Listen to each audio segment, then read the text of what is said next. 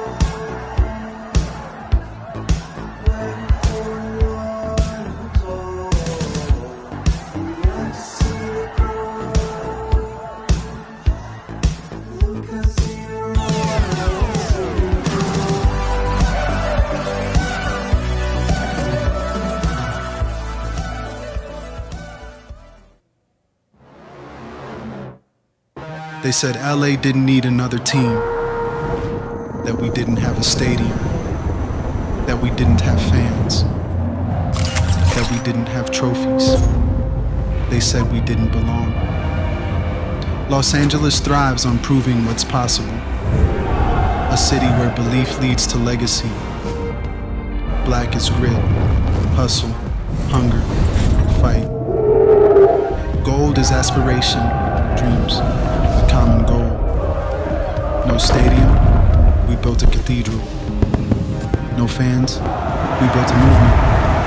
No trophies, we built champions. They said we couldn't be LA's team, so we became its heartbeat. Because that's what LA does when we come together. They're really about family. Street by street, block by block, one by one. We doing it big. We always do it big. Let's go.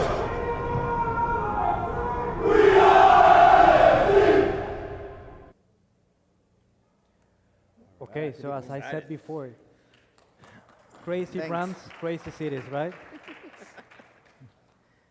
So before we start and we deep dive into fan engagement, I'm really wondering what fan engagement means to you guys, both in LA and in Cancun. Maybe we can start with you, Rich. What does fan engagement mean to you in LA, and how does fan engagement evolved in the last couple of years? Sure. I've been at the club 10 years now in March, which is very rare for anybody in the sports industry, and I'm very proud of that. When we announced the club, there was 10 professional sports teams in Los Angeles. You had a 5-time champion, the LA Galaxy down the street. Chivas USA didn't work. So we had a very, very difficult challenge to create any kind of connection with fans in LA. I think what we did very good, and when I share our story, this is what I sit on, is creating a very, very clear brand identity. If you have a staff that's small and it's growing, you have to be so clear that 150 people are saying the exact same thing. Everybody in ticketing and marketing and events. So we talked about uniting the world city through the world's game, el poder del fútbol. We all understand that. We talked about bringing joy to people as a sports team, and not a lot of sports teams talk about bringing joy to fans. And we also talked about being a force for good. This was not an advertising campaign. It was who we are and what we were about. And then we started very small. Everything was, we started with 3 of us talking about football in LA. And we really made sure the fans felt like they were co-creating this club. And I'll be very clear, we were nervous, we were scared, we didn't know if it would work, but I think we were really good and patient about one-by-one grassroots programming, patient, and being really clear about who we were. And next thing you know, thankfully we were winning in the field, because you can create a really cool brand, and if you don't win in the field, we all know, very difficult. So that was it, a brand identity from day one. Absolutely. No, and we're going to get back to this in a few minutes, but you would say that it's easy to build a new brand in LA, because the scenery is just amazing for brands and creatives, but it's also very difficult because you have plenty of competition there, several other sports properties. But now going to you, Giovanni, what does fan engagement mean in Cancun and for Cancun FC?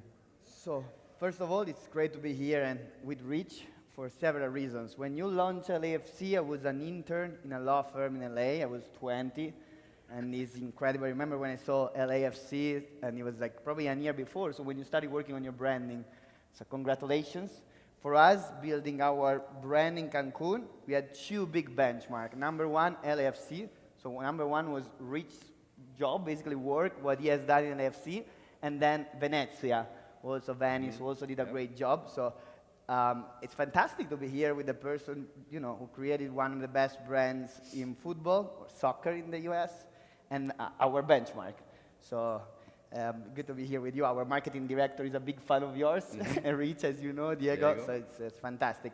And in Cancun, obviously, fan engagement in a football games means just tropicalize football and makes it attractive for people in Cancun, for the people of Cancun, because there are more than 1 million people living in Cancun, so it's bigger than Milan. It's not a small place. And the 30 million people that arrive at their Cancun's airport, right? All the tourists that go to Cancun. So, and how do you do it? Just be original, be different, and offer different experiences, as we do in our tourist lounge. You saw the video. We have a jacuzzi, barber, a beach bar, table service. Sometimes we do nails. When we had the women's national game, we did nails. We have an asado box. I want to put a zip line, a tree house, and just make it a huge party. Whether you win or not, just make it a party. Have people enjoying watching the game and enjoying in general the atmosphere, and that's fan engagement pretty much. Absolutely. And also, you spoke about your experience in other clubs. Of course, Cancun is a special city. It's very different. What are fans expecting in Cancun versus what, from your experience, fans were expecting in other cities, in other countries, even in other continents? Great question. Yeah, it's a special city. Obviously, when we were looking at clubs, and I saw the opportunity of Cancun for our group, I said, Jeff, I gotta make the sacrifice, and I'm gonna be the one leading the Cancun project and move to Cancun just for you, just for the group. It's amazing. It's one of the most beautiful places on earth, and the people of Cancun are generally, it's a young city. People from all over the world, obviously Mexico, all over Mexico, but all over the world. Very open to people, to having people from different countries, so it's an open city, which is fantastic. And we didn't have a fan base, we didn't have fans. When we bought the club, I remember I took 100 taxis. I didn't have a car yet, and only 4 taxi drivers knew about the club. We had 7 season ticket members, 7. So because it was also during COVID when the team was created, and then we bought it when it was 1 year old. So we had to create a fan base in Cancun. A lot of our fans were fans of other clubs from other cities, but we realized that the young generations, they weren't really supporting a club. What do I mean? That my trusty taxi driver, is a Pumas fan, right? He's a Pumas tattoo. He was part of the Barra of Pumas. His son was a Pumas fan because his father was a Pumas fan, but he has never watched a Pumas game. So we really targeted the young audience, and then we realized that through the sons, through the young audience, they liked our brand, they liked the stadium, we renovated it, we were able to arrive to the father, to the mother. So I always tell that if football, you say that is from father to son, we are the first team that is from sons and daughters to mother and father. And we targeted a lot of people who didn't like actually football. Most of my sponsors And I remember having the conversation, the people that invested in Tourist Lounge, all of them, they didn't like football. And right now are our sponsor, our biggest fans. And always keeping in mind that you're creating a brand and it's fan engagement in a different cities, right? I have here my good friends from Zacatecas. They're doing an incredible job. The owner is one of my best friends in Mexico, but obviously it's different, right? It's Zacatecas. It's really about the passion, the city, and they're doing it in a fantastic way. For us in Cancun, you are really to think, where are you? Who are your fans? Who are the people living in Cancun? And what can you do? And I think we had it clear in our mind. We have the New Gen Club, very young people working at a club, and we are on that way. Right now we are getting the city, obviously winning helps. We couldn't go to first division because there is no promotion relegation. Otherwise, more people in here will know about our club. Hopefully we will change that very, very soon because this country needs promotion or relegation. I think the 99.999% of this country wants promotion or relegation back. So we are on that path and we are growing, still a long way to go. And maybe one day we'll be as LAFC in LA. Hopefully. No, and it's impressive because for you it wasn't actually fan engagement, it was fan creation. Yeah, good point. Right? And Rich, getting back to you and what we were discussing before, you would say that it's easy to build a brand in LA, of course. It's a very multicultural city. But how do you compete with several other sports properties like the Clippers, like even another soccer franchise, right? How do you capture the fan base from other sports properties and, you know, the whole entertainment scenery in LA? I would say it's really difficult to launch a new brand in LA because there's so much to do. It's not just sports, it's the beach, it's activities, it's culture. Regarding the other sports teams, the reason I'm at LAFC for 10 years is there's one magical power that we have that the Lakers don't have, that the Dodgers don't have, that the Clippers don't have, that the NFL doesn't have, is we have a supporter section. We have built a home for the 3252, that is our supporter section. And early, we were the first stadium in the United States to create safe standing with rail seats. And if you've seen our stadium, the seats lock and we have rails in 3,000 seats in the north end. That was very important because the other football clubs in LA didn't have that at that time. So we made a statement right away that it's fan first and supporter first. I knew that it wasn't just only the right way to build a football club, to really create a home for supporters and to create an environment where they can co-create, but I also knew it was a strategic business differentiator against the Lakers, against the NFL, against baseball. I will very proudly pitch any brand partner in Los Angeles, and this was crazy talk 10 years ago, that we have the best sporting experience in the entire city. And everybody thought I was crazy, but I knew that nobody had a proper football supporter section. If you feel, when you go to our match, how many people have been to an LAFC match? I'm just curious. Oh, great. Wow. What was your first take of the supporter section? Crazy. Perfect. Yeah. So, you know, in LA, we didn't have to teach fans football. They got it. We had to wake up at 4 a.m. to see the Premier League. Many Mexican Americans with family with Mexican Liga MX clubs, but they needed a home. But when you're starting from zero, I think it's very important to make sure your club is humanized. They have to know me. They have to know our president, our owners. You can't hide and be a corporation to create a grassroots movement. So what we did really well with regard to the other sports is we built that home. I always say, you know, content, I'm not afraid. I would much rather have 4 or 5 of us talking about football in the early days, and because it's content that makes it scalable. And a lot of sports organizations, they think scale. I didn't come from sports before LAFC, and all the questions to me is, how are you going to scale?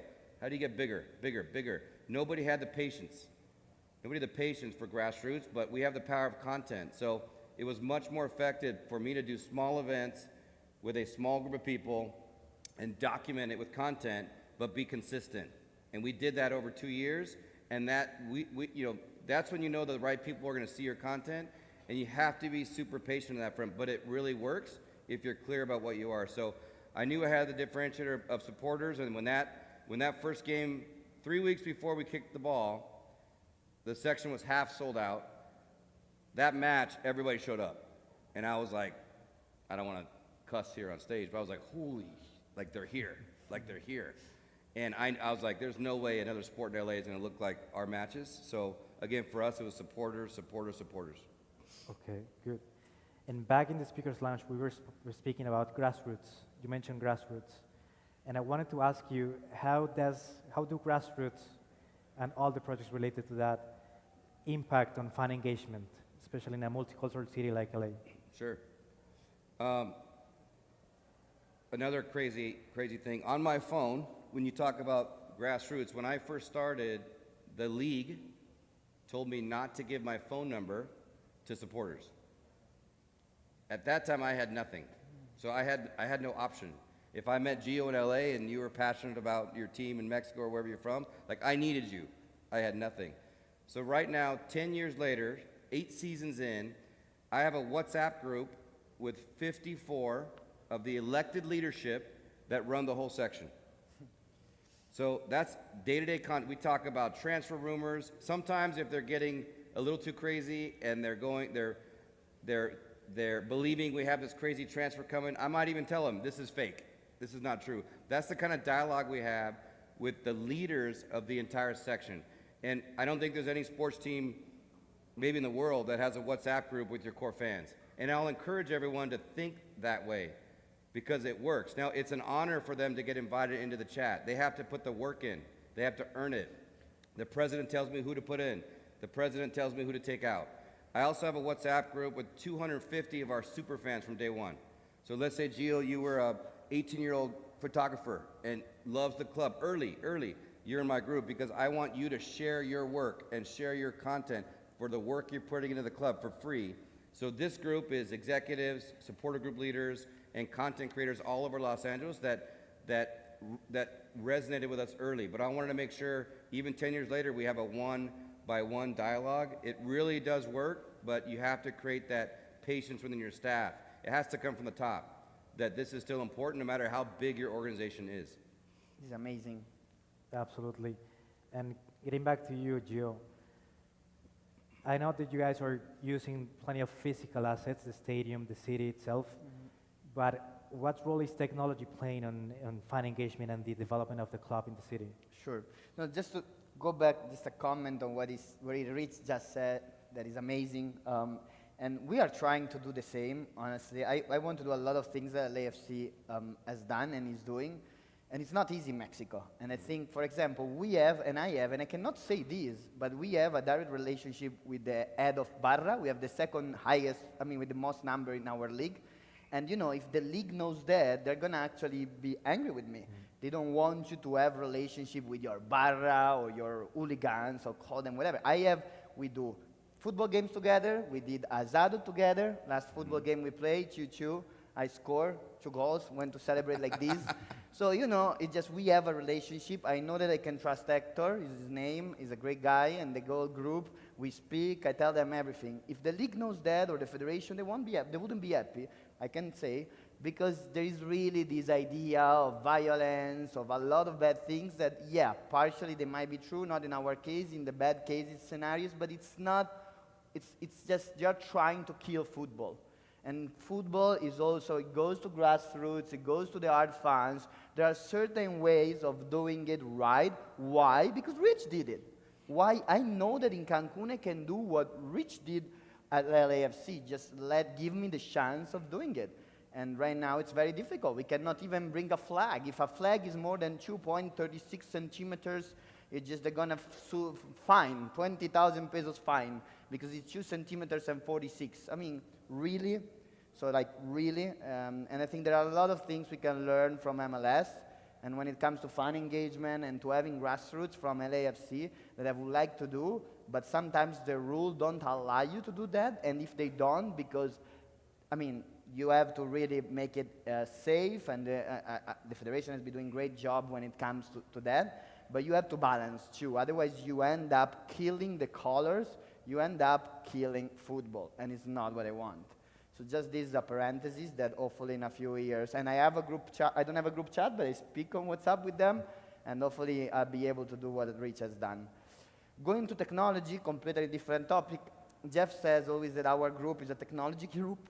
In the reality, and I've had a lot of conversation with technology companies today and these days, we are much more focused right now on the experience at the stadium, more than technology. There is a lot that you can do with technology, and obviously we are a new gen club. But when it comes to fan engagement at the stadium, I might sound like 85 years old or my grandpa in this, but it just makes it amazing, create an amazing experience at the stadium. I don't want even people to stay too much on their phone, maybe for a story, but just make it great to live that moment. Don't even think about technology and their phone at the stadium, at our home in Cancun, and then hopefully in the future, we don't know where, a better stadium, better Wi-Fi. We had a F1 driver simulator. We have more things that you can do through technology, and we want to do. But right now, our focus is a little bit more old school, even if we are the new gen club, and just enjoy the game. Why? Once again, let's go back to the son of my taxi driver. He goes to the stadium, just he doesn't want to stay on his phone. If he enjoys the game, if he enjoys the moment that he sees the football players, you just don't give him too much technology at that moment. And we are in Mexico. It depends also on the countries and a lot of the context. Just make it live a great moment and don't think too much about technology. At least in our case, where we are in a stadium that was abandoned, that we have renovated, I'm a little bit less interested in technology during the game. Fan experience outside the game, because it's not just about the 90 minutes you play once every 2 weeks. Obviously, technology takes a big part, and there are a lot of things that are developing nowadays, and a lot of things that we want to do, and we're trying to do, or we are doing. Of course. Let me add one thing. I'm very happy Gio has also had asalas with supporters, because I've also had backyard barbecues at my house with supporters. So the key to an incredible fan base is a backyard barbecue. That's all I got to say. Yeah. But barbecue and beer with your fans. I mean, what's better, guys? Yeah. Real quick, we always talked about our approach, street by street, block by block, one by one. If you say it as a staff, people, they have that patience and mentality. And if you lead it at Cancun, and I can't wait to see a match, they have that. But real quick with grassroots, it's not easy. There's people in my WhatsApp group that are probably gone forever, right? They've done some stuff they probably shouldn't do. So what I always tell people grassroots is, if you have 10 people that you're developing in a grassroots community, a year from now, 5 are going to be gone. But as an organization, you have to be patient that you're putting the work in 10 so that those 5 create a phenomenon. I think with grassroots and with supporters and football culture, it's not perfect. But I think with imperfection comes the power.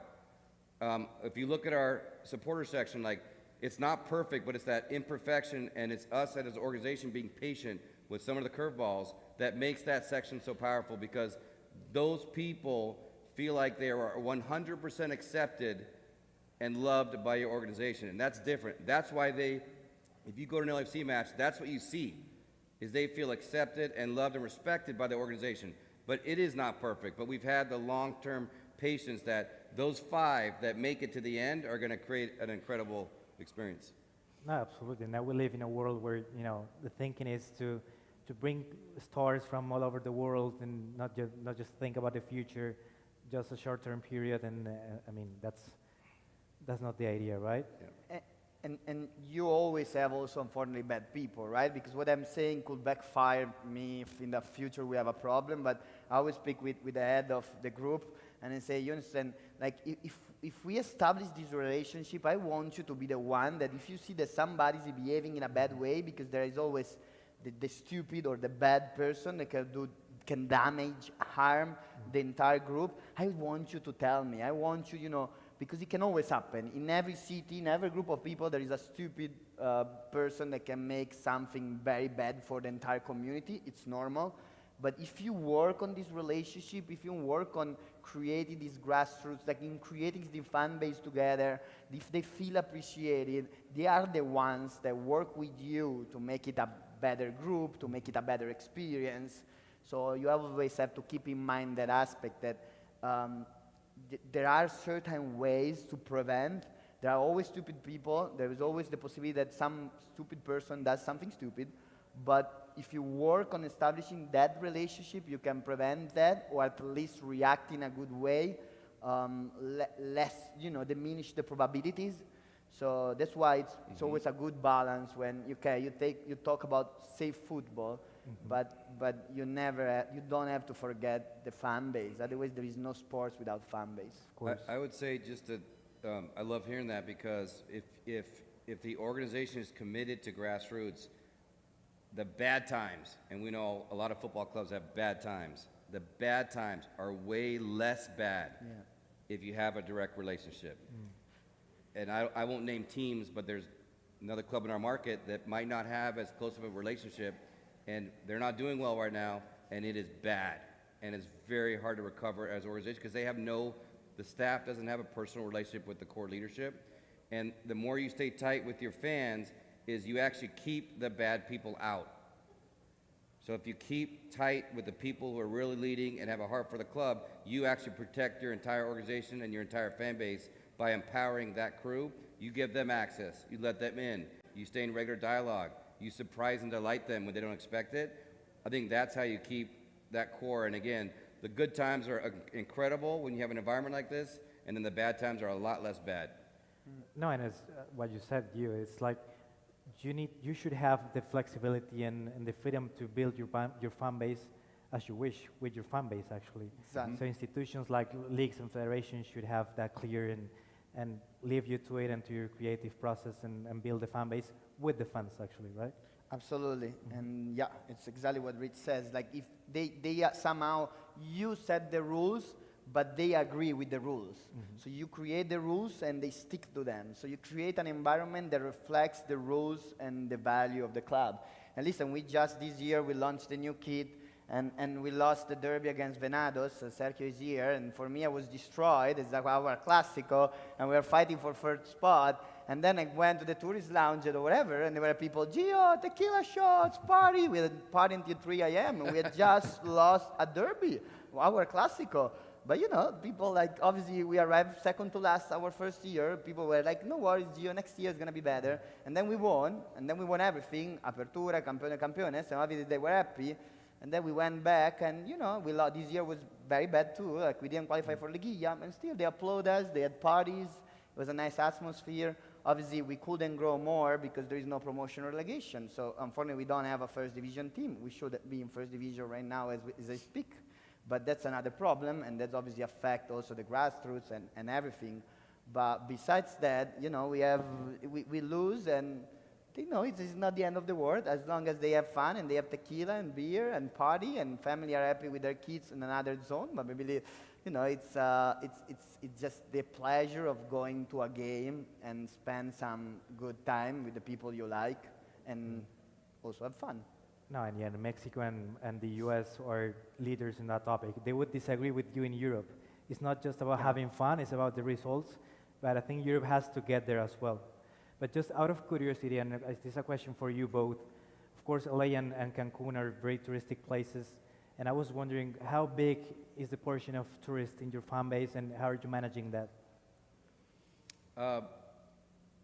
We didn't have a big global player. I think our first big player was Giorgio Chiellini from Italy, and then we signed Gareth Bale, which was amazing. Now we have Olivier Giroud and Hugo Lloris from the French national team. We actually have not seen yet a massive influx of French tourists, of Italian tourists, of Welsh tourists, but I think when we sign our first South Korean player, it's going to explode. When we sign our first Japanese player, it'll explode. So I think there's different football communities that really travel and support their own, but we have not quite seen that yet. But what those players helped is we started with grassroots. We did not start with celebrity players in season 1 and 2. It's young players, developing players, players we can sell. So it was actually good. We had a very strong grassroots fan base before we put the explosive global players on top. So that helped us a lot. But what those players have helped us is last night we hosted the LA Chargers. We had the quarterback, Justin Herbert, one of the best quarterbacks in the NFL, $200 million contract. I would think he's not impressed by a lot. but showed up to our match, and the guy who brought him is another player on the team, and Cameron knows football, and he explained to Justin, that's Olivier Giroud, and here's why he's incredible. That's Hugo Lloris, and here's why he's incredible. So those players help teach the new fans to understand there's a much bigger world out there in football, and they should feel really excited and special to be experiencing it at LAFC. Absolutely. What about you, Gio? For us, we obviously wanted to develop grassroots first and then attack tourists. Most of our jerseys are sold to tourists, that's a fact. And it's Cancun. How many people have visited Cancun here? Raise your hands. So pretty much, I guess 60-70%, and there are a lot of tourists, and it's a big portion of our market. We are targeting them, especially for the tourist lounge that I showed. And it's Descubriendo México a través del fútbol. It's having like a Mexican experience and watching a football game in Cancun. I think it's quite attractive during the day. It's something different. It's kind of a cultural experience mixed with football, which is part of this country's culture and is the language of the world in Cancun. So, you know, with the Cancun drinks and the Cancun vibe, I think it's a good mix. We had to renovate the stadium. The stadium was abandoned. Right now, we can offer that kind of experience. We are offering, and we saw a big growth when it comes to tourists. Probably last tournament was around 25-30%. So we are going towards that direction, considering all the resorts and all the experiences. The stadium is in the center, so you have to work with a company that can help you bring the students from the hotel zone to the stadium, live that experience, and then go back at a good price. You have to work with agency. It's more complicated than I thought. Like, maybe, okay, well, we got tourists, cool experience. No, it takes a little bit time and logistics and work. But we are growing a lot, and we have so many people that from France. I go and speak with everybody, so from France, Germany, from all over the world, Japan, Korea, that come to our game and enjoy the Cancun experience. We have good feedback. We have a bracelet that includes all the drinks you want. We have bottle service, so they go to the jacuzzi. They do like, and at the same time, you know, there is the Mexican food and the Mexican part. That makes them happy and have fun and recommend the event. So for us, it's big and it's growing. Once again, the moment we go to first division, it's even bigger. And our project is really, I don't want to say we depend on that because that's good competitive football, but there is still a long way to go and to keep growing. So you could say that, you know, the success case of Cancun also blends around the values and the community and the marketing of the city, right? But that makes me wonder because, of course, Cancun comes from a multi-ownership model with Leganés and other clubs in Asia as well. Is this possible to have in Madrid, for example, in Leganés? Like, how would you say that fan engagement and these strategies, marketing strategies, differ from other regions like Madrid or Asia? Good question. You obviously have to know the culture, the place you are at, and Cancun and Leganés are different as you can possibly be. Leganés is a small neighborhood city right about, like close to Madrid. That's the thing in common. And Leganés is 10-15 minutes from Madrid. I don't know if you knew, but it's just in Madrid basically. But it's a blue collar and a lot of passion for the team of their city. And Cancun is Cancun. I mean, that's what we bought, exactly. We bought the right of having football in the city of Cancun. I was working for the owner of a team in Premier League, and every time I was inviting people to come to the game, they were, yeah, maybe one day, amazing experience, Premier League, the best football in the world. And then every time, if I meet somebody at the bar and say, yeah, whenever you want, you can come to Cancun. After a few days, I receive a message, hey, Gio, do you know me? Do you remember me? I'm the guy you met at the bar. I want to go to the Cancun. So obviously, we bought Cancun. That's the fact. Leganés is different, but we're doing some cool stuff too. There are some great people leading the Leganés project. We have the bench experience, so you can basically sit down on the bench with players right behind them, which is unique. In the tunnel to go to first division, we put a box. In the tunnel to go to the pitch, we put a box. So you can actually stay in the tunnel with the players, and Mbappé can be there and and you are there. So we are trying to innovate and offer different experience. We were the first one to sell different part of the pitch depending on what happened. I don't know if you saw but we became quite popular that we did an engagement. I mean, it was long to explain, but we divided the field in different parts, and if something cool, like a penalty, a goal, happen from your part of the field that you own, you actually get prizes, right? So we try to do different things to make the fan engagement experience different from other La Liga club. We can take advantage even more of being right in Madrid because people don't know, and we can offer different experience that probably Real Madrid and Atletico cannot offer. So we are moving towards that direction. So actually, the vice president, kind of CEO of Leganés, he has a lot of knowledge when it comes to sports tourism, which is big for Leganés, and obviously huge for Cancun too. So it's important, and you can always do different things as long as fans accept them. And it's easier to accept them, obviously, in Cancun than anywhere else because it's a new club. True. So you would say that for you, it's mostly about the proximity. Clubs like Cancun, like Leganés, as you mentioned, you offer experiences that Real Madrid and these huge clubs cannot offer to their fans, which is proximity to the players, for example, and also the usage of the stadiums, right? Sure. The physical assets. And Rich, for you, LAFC is one of the brands and clubs with the biggest valuations in America and in the world. What would you say, or what role do you think fan engagement is playing on that? Do you think it's the main thing? Yeah, so we're now the most valuable club in Major League Soccer at 1.3 billion. I think we're 15th most valuable club in the world now, which is pretty incredible after 8 seasons.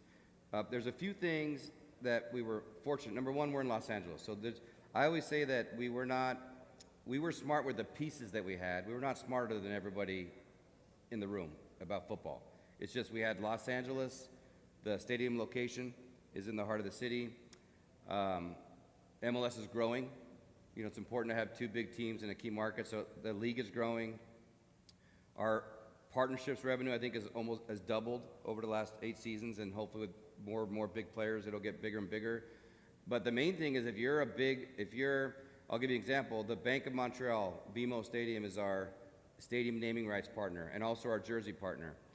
To me, international business for LAFC is Mexico and Canada. I want us to be Mexico's favorite U.S. club. That's my dream. I want to see this hat all over Mexico, just like you see the LA Dodgers hat in Mexico. Well, how do you do that? You have to have a respected team first. The football has to be good.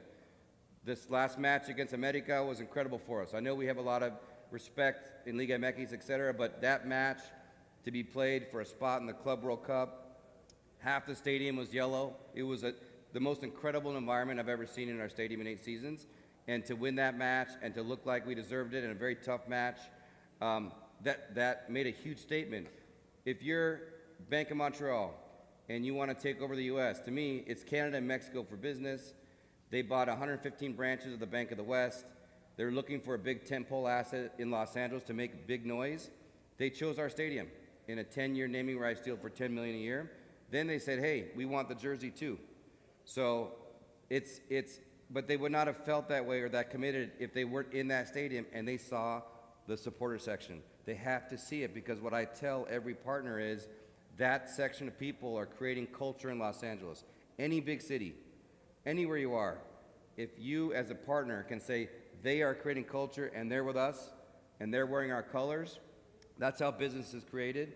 And I think, so I will 100%, and I know our owners will agree, that a big part of our valuation and our business success is literally, it goes back down to 3,000 fans, which goes back down to 54 people we can speak to. So there's power in this. You just have to be committed as an organization for the long run.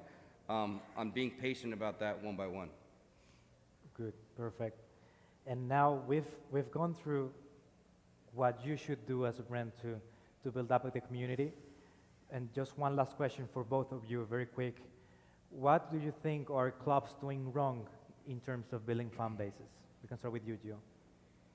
Just they don't know who their fans are and where are they.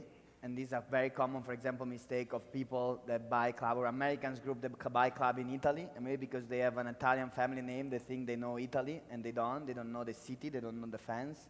So really understand who are your fans, who are the people that live in your city, who are the people that are coming to your games, because that's the most important part. Everything starts from there. Okay. I think it goes down to staff if you're hiring somebody for a football club, I'm sure in Cancun, if you don't use the filter of heart, do they have corazón por su ciudad, por su club, for your community? You have to look at that because that person on your staff stays up till 2 in the morning at the party, stays up till 4 in the morning editing video. A lot of people in sports, you could see by their resume, they jump teams every 2 years. I would not advise hiring that kind of a person for your community staff, for your grassroots staff, for your marketing staff. Sales, I get it. Revenue, grow, develop, change clubs, great. But really to create, if you're having a challenge in your market, but you see the opportunity in your community, you gotta hire a staff that has a heart for the community. I'm 10 years in now. There's probably a third of our staff is 7+ years still at LAFC. Many people moved on now. We're kind of in phase 2, but I think you really need to focus on people who really believe in the power of your club in your community, because they're gonna work 10 times harder and you won't even see it. They're gonna give it on their own time. I think that's the thing. Perfect. So just to conclude, you would say that fans are looking not just for results, but also for connection and access. I think we can sum it up with the word access. They want access to the players. They want access to their physical assets, the stadiums, and of course, well, fan engagement is one of the main topics if you want to increase valuation of your brand and your club. So I want to thank you both, you, Rich and Gio, for this amazing and important discussion. And hopefully the clubs and brands out there can learn more from what you have built in both Cancun and LA. Thank you. Thank you for having us. Thank you, Camilo. Gracias. I have a little jersey for you and for the World Football Summit. I don't know if Yanni is here. He's a good friend, but our third kid is inspired by Cancun nightlife. Very cool. So just to go to clubbing with your friends is perfect. So we actually did the shooting in Cocobongo. The idea comes from the logo Cocobongo, which is a very famous library, right, in Cancun, museum. So, but No, this is very for cool. you, This is very cool. for you guys. Thank you. Yeah, my pleasure. Maybe we can take a great picture, the three of us. Vamos. Yeah, do we have a picture? Wait, you're in the middle. Yeah, there we go. Start photography. I don't know. All right. Yeah, we have one. There we go.